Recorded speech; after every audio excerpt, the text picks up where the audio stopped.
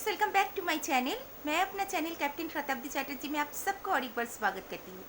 अभी तक जिस किसी ने भी इस चैनल को सब्सक्राइब नहीं किया है जल्दी से कर लीजिए, ताकि जब भी मैं कोई नया वीडियो बनाऊँ उसका नोटिफिकेशन तुरंत अब तक पहुँचे। और पास में जो बेल आइकन है उसमें ऑल टाइप ज़रूर प्रेस करिएगा, तो ही ये फैसिलिटी घर बैठे आपको मिलेगा। एंड ये फैसिलिटी टोटली फ्री है, तो आराम से आप ये काम कर सकते हैं। आज मैं जिस विषय को लेके आपसे बात करने वाली हूँ, आपको थंबनेल देख के ही पता चल गया होगा कि एक कुछ चीज़ है। मतलब जैसे कोई चीज़ जीतने के लिए भी कुछ चीज़ ज़रूरी होता है, वैसे ही कोई चीज़ हम क्यों नहीं जीत पा रहे हैं, बार बार क्यों हमें अनसक्सेस मिल रहा है, इसका भी एक विश्लेषण होता है। तो इसी चीज़ को लेके ही आज मेरा वीडियोस है। मैं जानती हूँ बहुत सारे बच्चों का सपना होता है कि मैं एयरलाइंस में नौकरी करूँ, चाहे वो कैबिन क्रू हो, चाहे वो पायलट हो, चाहे वो कस्टमर सर्विसेज में हो, या फिर अदर बहुत सारे जो काम होते हैं एविएशन में। बट एविएशन इंडस्ट्री में आने के लिए जो इंटरव्यू होता है वो दूसरे इंटरव्यू से थोड़ा सा डिफरेंट होता है। तो क्या ऐसा चीज़ है जो लोग बार बार गलती करता है और उसी वजह से बहुत पोटेंशियल होने के बाद भी स्टूडेंट्स सबको सक्सेस नहीं मिलता है जी? इसी विषय में हम आपको एक डिटेल्स गाइडलाइन देना चाहते हैं, ताकि आप अपना जो अपकमिंग इंटरव्यूज़ है, जो इंटरव्यूज़ आएगा, उसमें आप ये गलती का प्रति ध्यान दें, इसके ऊपर काम करें और ये गलती आप ना करें।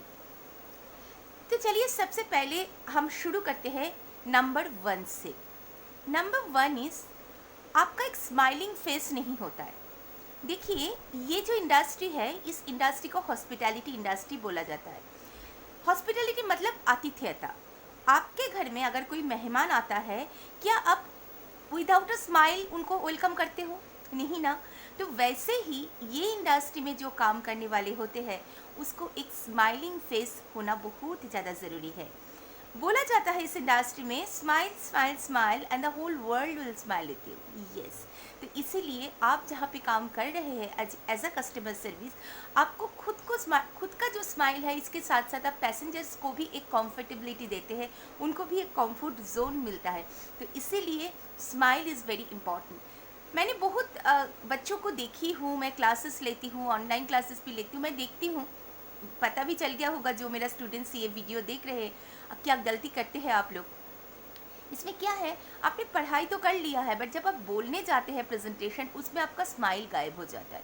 तो इसीलिए इसका सॉल्यूशन ये है कि जब भी आप कुछ भी बोलना प्रैक्टिस करें, वो मिरर के सामने बोलिए, ताकि मुस्कुराते हुए बोलिए। एंड आपका चेहरा मिरर में आप खुद देख के जज कर पाएंगे कि आप मुस्कुरा रहे हैं या नहीं।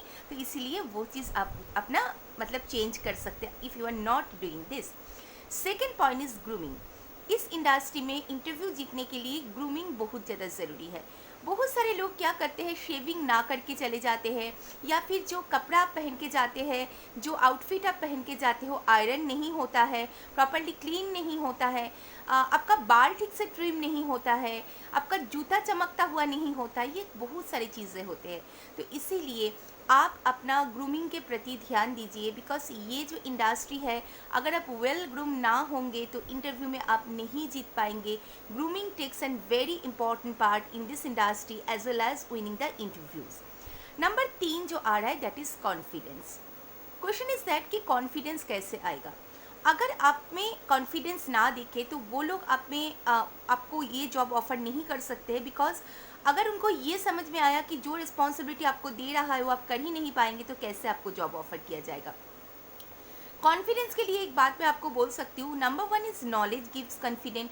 अगर आपको पता होगा कि इंटरव्यू में क्या पूछा जाएगा, किस टाइप का क्वेश्चंस पूछा जाएगा, या फिर कैसे आपको जवाब देना है, तो ये सारा चीज़ अगर होमवर्क ठीक से करके आए हुए है, so definitely you will have that confidence eight the time of interview. At the same time आपका जो एक प्रोसेस है, मैंने आपको बहुत पहले वीडियो में बताया भी था कि मेडिटेशन के थ्रू आप अपना कॉन्फिडेंस, अपना विल पावर को बिल्डअप कर सकते हैं, जो इंटरव्यू में बहुत ज़्यादा काम आता है।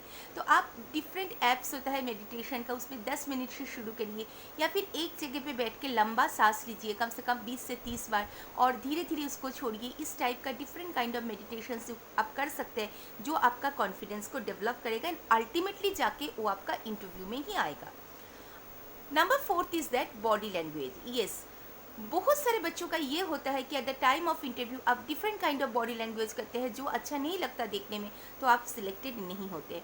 कईयों का कई डिफरेंट काइंड ऑफ हैबिट्स होता है, या तो फिर जैसे किसी का कुछ आँखों का मतलब डिफरेंट काइंड ऑफ एक्सप्रेशंस होता है, या फिर कोई एक बैड हैबिट होता है कि बार बार आप मुंह में हाथ लगा रहे हैं, या फिर टंग को बाहर कर रहे हैं कुछ ऐसे बात करते हुए, फिर आपका चेहरे का एक एक्सप्रेशन दूसरा होते जा रहा है, या फिर आपका हाथ को आप क्या करेंगे आपको समझ नहीं आ रहा है, ऐसे ऐसे करते रह रहे हैं। तो ये जो सारी चीज़ें हैं, या फिर यूर शेकिंग योर लेग्स, ये जो सारी चीज़ें हैं, ये चीज़ अनजाने में आप कर जाते हैं। अगर आप इसके ऊपर काम नहीं करेंगे, अगर आप ऐसे करेंगे, तो इस इंडस्ट्री में आपका सिलेक्शन होना मुश्किल है।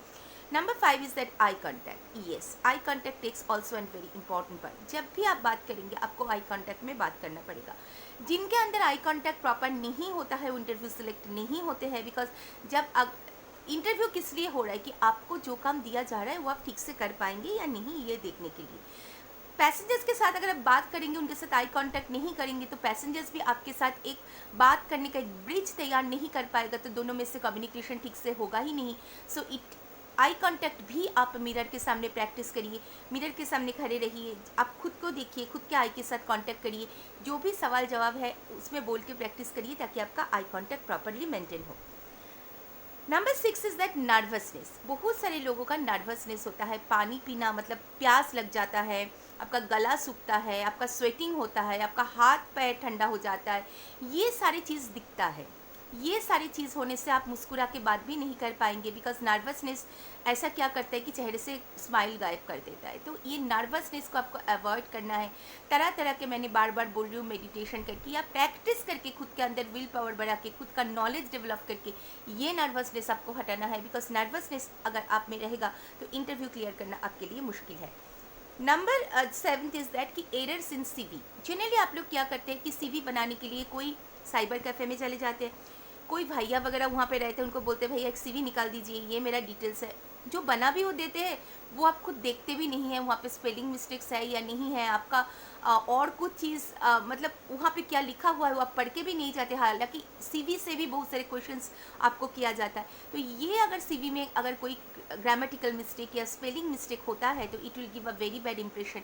एंड उसके साथ साथ जो फोटोग्राफ आप कॉर्नर पे पेस्ट करेंगे वो भी एक प्रोफेशनल फोटोग्राफ होना चाहिए। तो ऐसा ना हो कि फोटोग्राफ के दिन आप सोच रहे हैं कि मेरा तो आज इंटरव्यू नहीं है, मैं क्यों शेव करूँ, मैं ऐसे ही फ़ोटो खींच लिया या T-शर्ट में फ़ोटो खींच लिया। ऐसा नहीं होता। एक प्रॉपर प्रोफेशनल फोटोग्राफर से आपको अच्छे से फ़ोटो खींचना है, चाहे भी चेहरे में लाइट होना चाहिए ताकि वो चीज़ अच्छा लगे, पीछे का बैकग्राउंड वाइट होना चाहिए, आप फॉर्मल आउटफिट में विथ टाई वगैरह पहन के ही आप फ़ोटो खींचिएगा। तो ये सारी चीज़ आपका, अगर आपका ठीक ना हो तो अगर आप ऐसे ही आपका CV भेज रहा है तो शॉर्टलिस्टेड होना भी मुश्किल है। अगर आप खुद भी गए हुए हैं तो CV अगर प्रॉपर ना हो तो सिलेक्शन होना मुश्किल है। नंबर 8 इज़ दैट कि वो लोग ये देखते हैं कि आप बोलने से पहले सुनते हैं या नहीं। ये बहुत सारे लोगों का प्रॉब्लम है, आप सुनते ही नहीं है, आपसे पूछ क्या रहे, आप बोलने का इतना आपका हड़बड़ी रहता है तो आप बोलना शुरू कर देता है, तो they are asking something else, you are saying something else. तो ये जो चीज़ है कि आप प्रॉपर उनको सुन के बात कर रहे हैं नहीं कर रहे, ये एक बहुत इंपॉर्टेंट चीज़ है। अगर आप नहीं कर रहे हैं इस टाइप का तो भी आपका सिलेक्शन वो लोग नहीं करते हैं, बिकॉज उनको सुनने वाला चाहिए जो पैसेंजर्स का प्रॉब्लम सुनेगा उसके साथ काम करेगा। इसके बाद जो आता है 9th number point, that is you are not carrying your all documents properly. Because क्या होता है कि कभी आप वहाँ पे जाते हैं, बोलते हैं मैं पासपोर्ट पूछता है तो पासपोर्ट तो मैं भूल गया, या फिर मेरा 10th का सर्टिफिकेट मुझे नहीं मिल रहा है, तो you have to carry with all proper documents ताकि वो लोग वो चीज़ को लेके आगे बढ़ सके। क्योंकि कई बार ऐसा होता है इंटरव्यू दिन ही आपको सब कुछ जमा करना पड़ता है, BCS का फॉर्म भरना पड़ता है, तो ये सब प्रॉपर डॉक्यूमेंट्स अगर आपके पास नहीं होगा तो हो सकता है कि आप ये चांस मिस कर गए।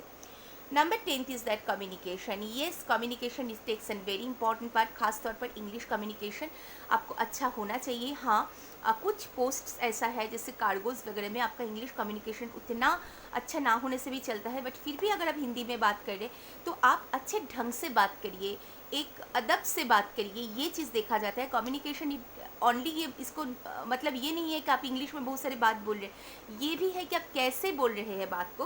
तो ये जो सारा चीज़ एक बहुत ही सोफिस्टिकेटेड वे में आपको बात करना है, या फिर आपको उनके बात सुन के बात करना है, उनको रेस्पेक्ट दे के बात करना है, तो ये सारी चीज़ अब देखा जाता है।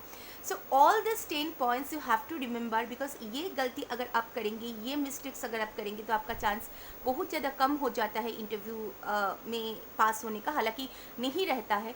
अगर ये चीज़ आप रिवर्स करेंगे बिल्कुल उल्टा होगा, आपको इंटरव्यू में ज़रूर आप पास करेंगे। एंड उसके साथ साथ जो मैंने वीडियोस बनाया है पुराना, उसको देखते रहिए एंड खुद को तैयार करते रहिए।